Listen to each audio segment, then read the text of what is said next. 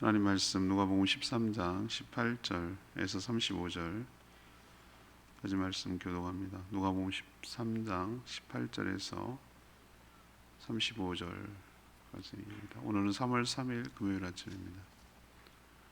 3월 3일자 본문 누가복음 13장 18절에서 35절 교독하겠습니다. 그러므로 예수께서 이르시되 하나님의 나라가 무엇과 같을까? 내가 무엇으로 비교할까? 마치 사람이 자기 채소밭에 갖다 심은 겨자씨 하나를 같으니 자라 나무가 되어 공중의 새들이 그 가지에 깃들였느니라. 또 이르시되 내가 하나님의 나라를 무엇으로 비교할까? 마치 여자가 가루 서말 속에 갖다 놓은 전보 부풀게 한 누룩과 같으니라 하셨더라. 예수께서 각 성 각 마을로 다니사 가르치시며 예루살렘으로 여행하시니 어떤 사람이 여짜오되 주여 구원을 받을 자가 적으니까 그들에게 이르시되 좁은 문으로 들어가기를 힘쓰라. 내가 너희에게 이르노니 들어가기를 구하여도 못하는 자가 많으리라. 집주인이 일어나 문을 한 번 닫은 후에 너희가 밖에 서서 문을 두드리며 주여 열어주소서 하면 그가 대답하여 이르되 나는 너희가 어디에서 온 자인지 알지 못하노라 하시니 그때 너희가 말하되 우리는 주 앞에서 먹고 마셨으며 주는 또한 우리의 길거리에서 가르치셨나이다 하나 그가 너희에게 말하여 이르되 나는 너희가 어디에서 왔는지 알지 못하노라. 행악하는 모든 자들아 나를 떠나가라 하니라. 너희가 아브라함과 이삭과 야곱과 모든 선지자는 하나님의 나라에 있고 오직 너희는 밖에 쫓겨난 것을 볼 때에 거기서 슬피 울며 이를 갈리라.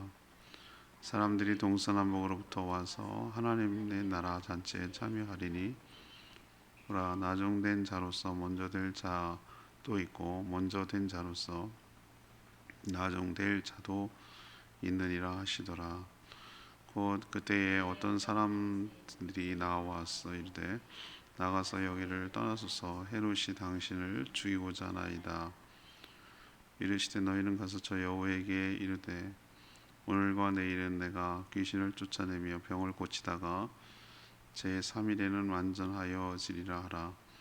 그러나 오늘과 내일과 모레는 내가 갈 길을 가야 하리니 선지자가 예루살렘 밖에서는 죽는 법이 없느니라. 예루살렘아 예루살렘아 선지자들을 죽이고 뇌게 파송한 자들을 돌로 치는 자여 암탉이 제 새끼를 날개 아래에 모음같이 내가 너희의 자녀를 모으려 한 일이 몇 번이냐. 그러나 저희가 원하지 아니하였도다. 보라 너희 집이 황폐하여 버림받으리라. 내가 너희에게 이르노니 너희가 주의 이름으로 오시는 이를 찬송하리로다 할 때까지는 나를 보지 못하리라 하시니라.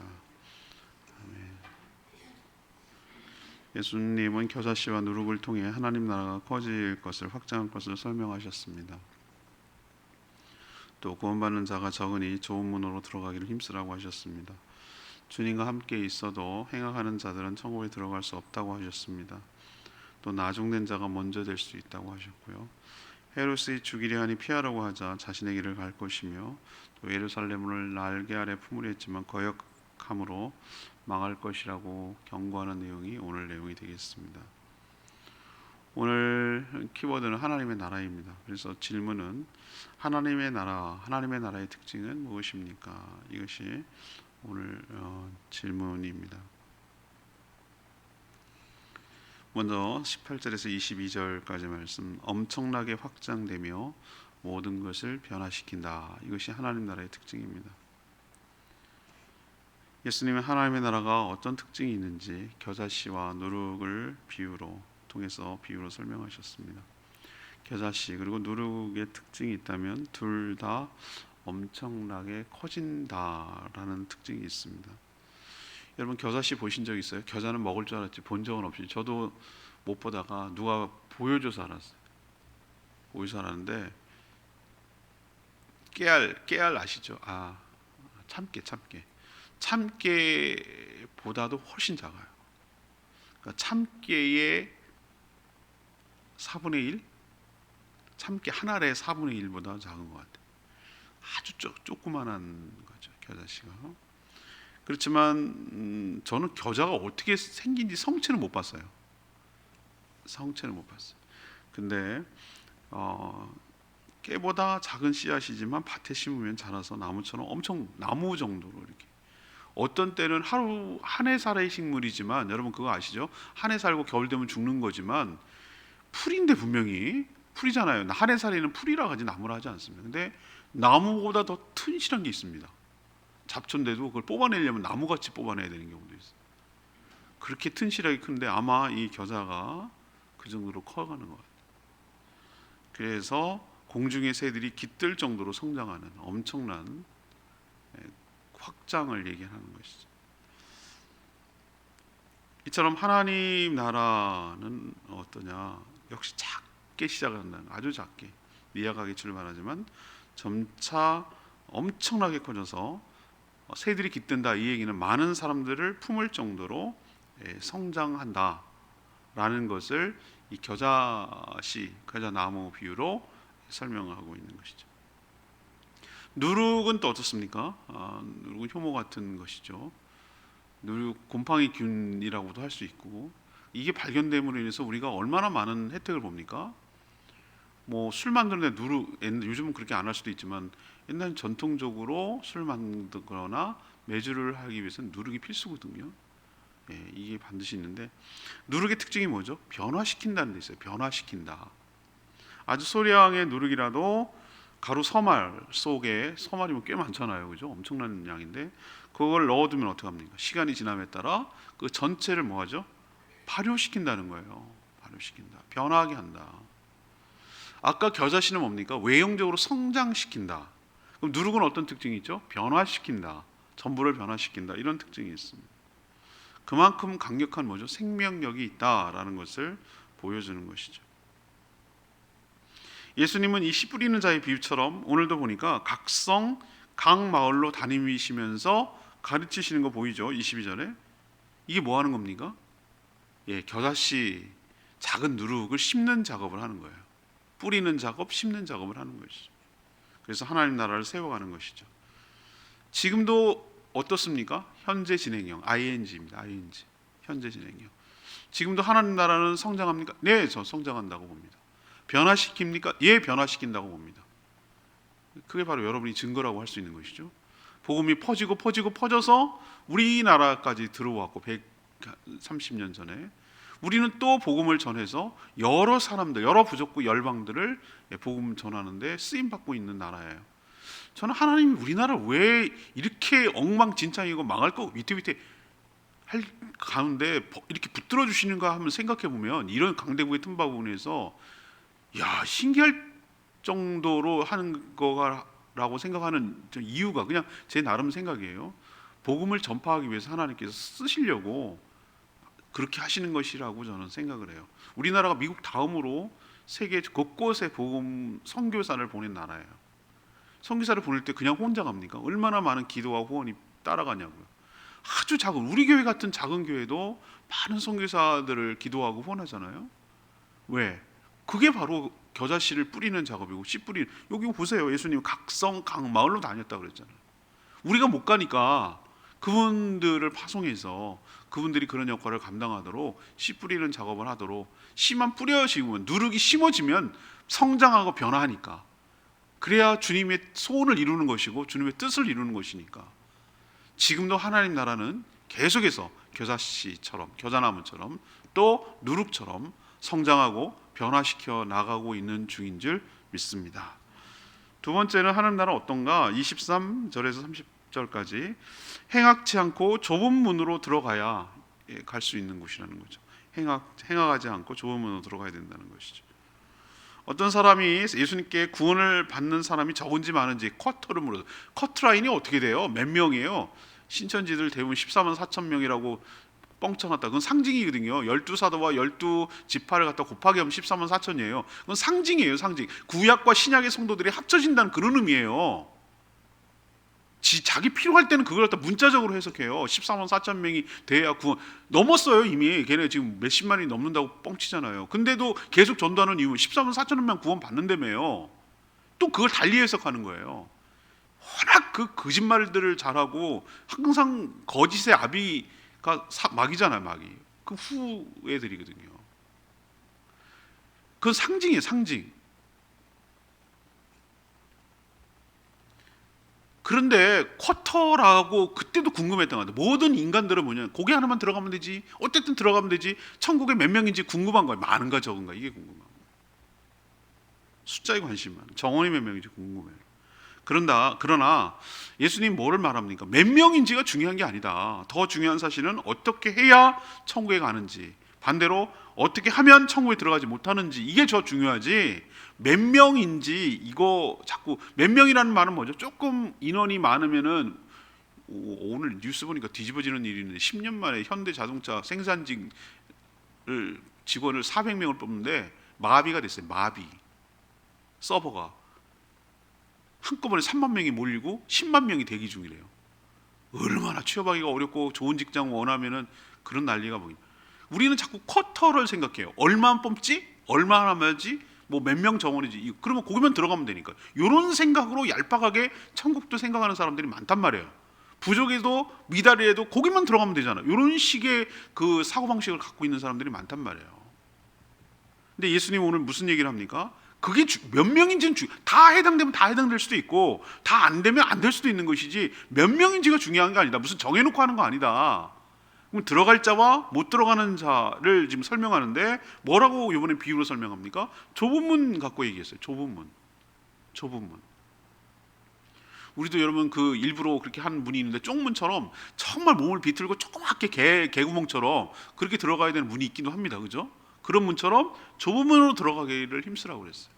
여기서 좁은 문은 상징적인 것이에요. 이거는 은유의 은유, 비유를 얘기하는 거고, 정말 조그마한 문은 개념이 아니고 불편한 문, 그래서 많은 사람들이 가지 않는 문, 이게 좁은 문이에요.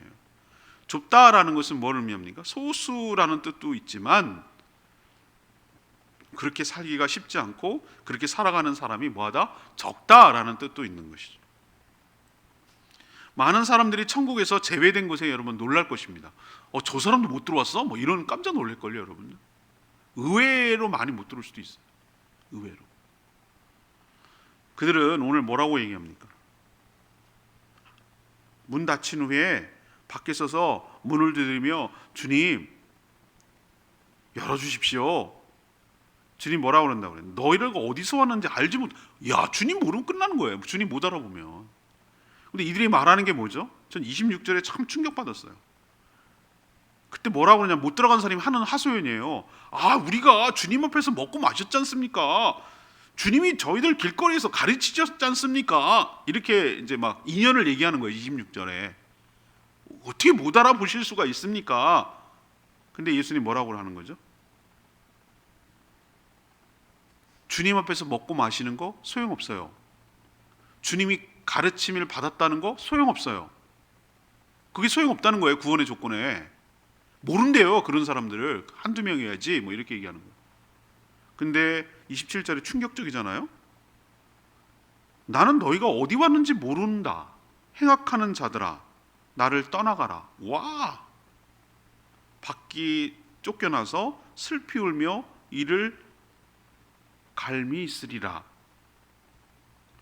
그리고 하시는 말씀이 동서남북에 여러 군데서 사방에서 모여들 건데, 잔치에 참여할 건데, 나중된 자가 먼저 된 자도 있을 것이다 라는 얘기를 하는 거예요.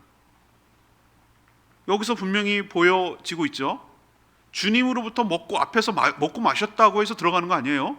주님께 가르침을 받았다고 해서 들어가는 거 아니에요. 어떻게 살아야 됩니까? 행악하는 자들은 안 된다는 거예요. 삶이 여전히 악을 행하고 살아가는 자는 안 된다는 거예요. 그러면 그 앞에서 먹고 마시고 그의 가르침을 받았으면 어떻게 되는 거죠? 바뀌어야죠. 삶이 바뀌어야죠. 겉으로는 신앙생활 하는 것처럼 보여도 회개에 합당한 열매가 없으면 못 들어간다는 얘기예요. 이게 참 무서운 얘기입니다. 우리도 어서 뵙죠. 그거 갖고 안 통한다는 거예요. 주님 나라에 들어가는 거는.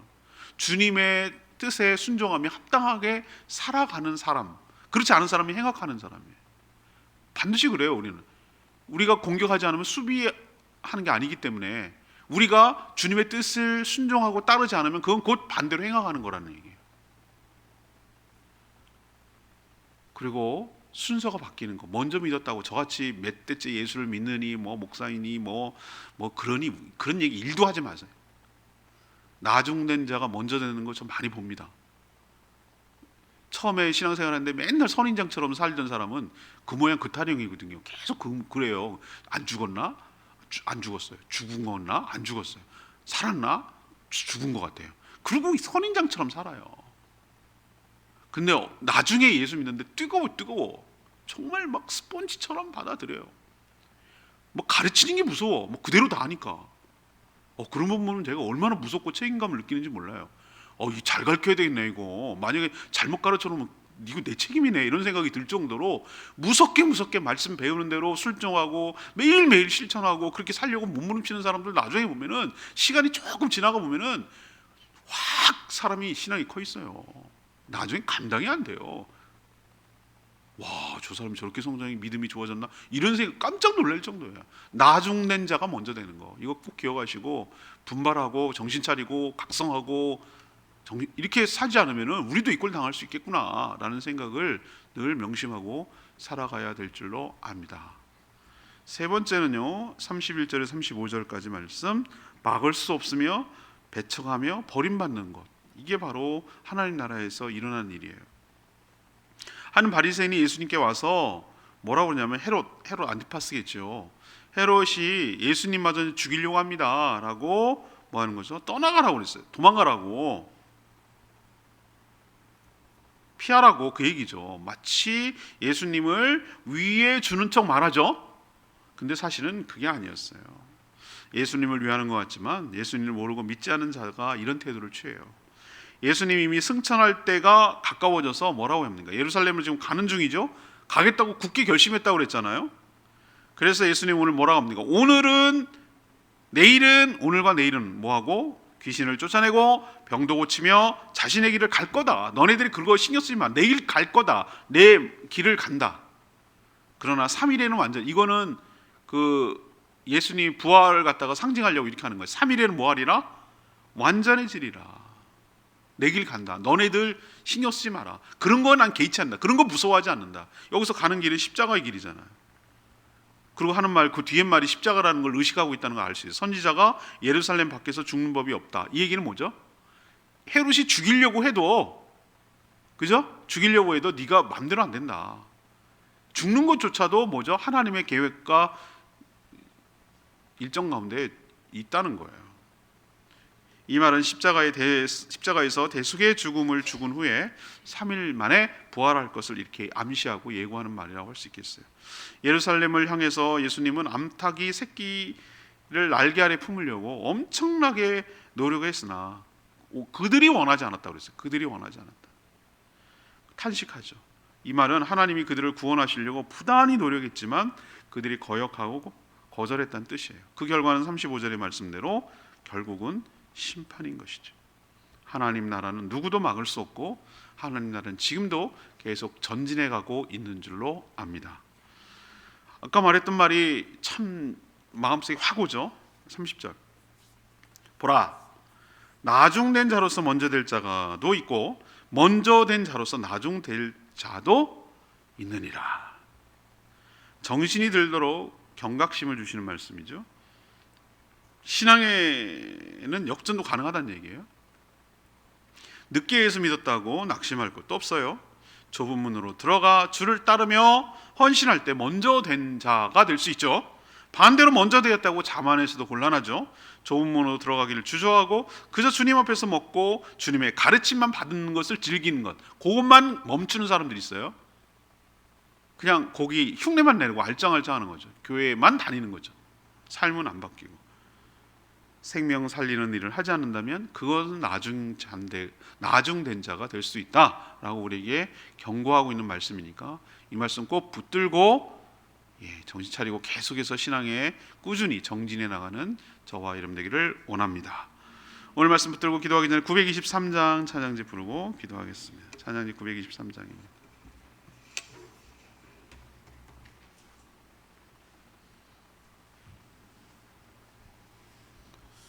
923장 주님 나라 임하시네 찬양합니다.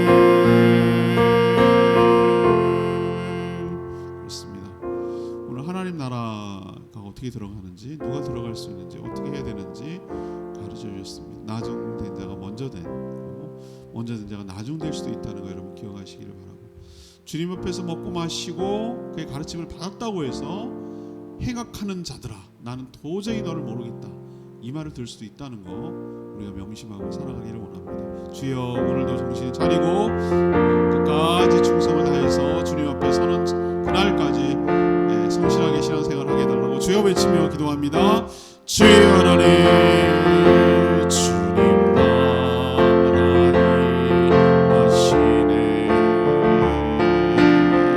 주의 날은 멀지 않았네 너는 일어나 주를 따르라 하나님 널 부르시네 세상은 아직 어둠 속에 빛되신 주 보기 원하네 너는 일어나 그 빛을 바라라 주님의 영광 내게 힘을 내 일어나 주 위에 서라 강한 용사여 주님이 너와 함께 하시네 주께서 다시 오실 길 그 일 예비하라 영광의 주님 만왕의 왕 곧 오시네.